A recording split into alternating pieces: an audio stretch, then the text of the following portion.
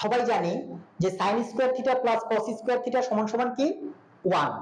কিন্তু আমার প্রশ্ন হচ্ছে 1 কেন, 2 3 4 5 6 7 এই সংখ্যাগুলো নয় কেন?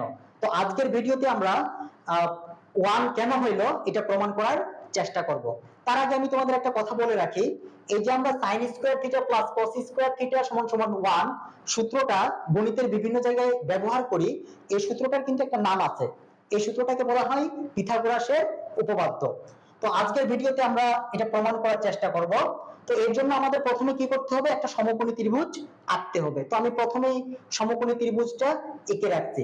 তো সমকোণী ত্রিভুজের ক্ষেত্রে আমরা কি জানি যে লম্ব স্কয়ার প্লাস ভূমি স্কয়ার সমান সমান কি অতিভুজ স্কয়ার। তো এখানে লম্ব হচ্ছে এবি, আমি কি করলাম এবি স্কয়ার দিয়ে দিলাম। তারপর ভূমিকে বিসি, আমি বিসি স্কয়ার দিয়ে দিলাম। তারপর অতিভুজ হচ্ছে এসি স্কয়ার দিয়ে দিলাম।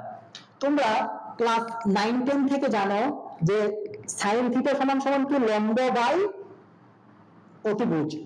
তো আমি লম্ব বাই অতিভুজ লিখলাম। এখানে লম্ব হচ্ছে এবি আর অতিভুজ হচ্ছে এসি। আবার তোমরা cos থিটা সমান সমান কি জানো, ভূমি বাই অতিভুজ।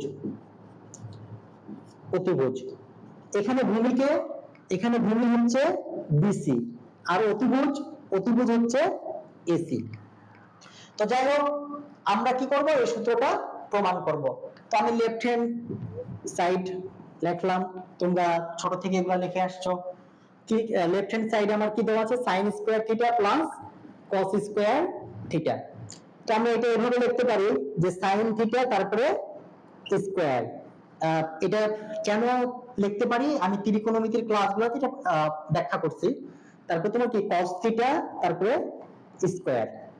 এখন দেখো sin থিটার মান আমরা কি জানি, ab বাই ac। তাহলে আমরা লিখতে পারি ab বাই ac তারপরে কি স্কয়ার প্লাস cos থিটা সমান সমান কি লিখতে পারি, bc বাই ac তারপরে স্কয়ার। নিচে যদি আমি লসাগু করি তাহলে কি থাকে, ac স্কয়ার থাকে। উপরে থাকে কি ab square plus bc square. তো আমরা ab square plus bc square সমান সমান কি লিখতে পারি, ac স্কয়ার লিখতে পারি। তাহলে আমরা কি লিখতে পারি, উপরে এটার পরিবর্তে ac স্কয়ার লিখতে পারি, নিচে ac স্কয়ার।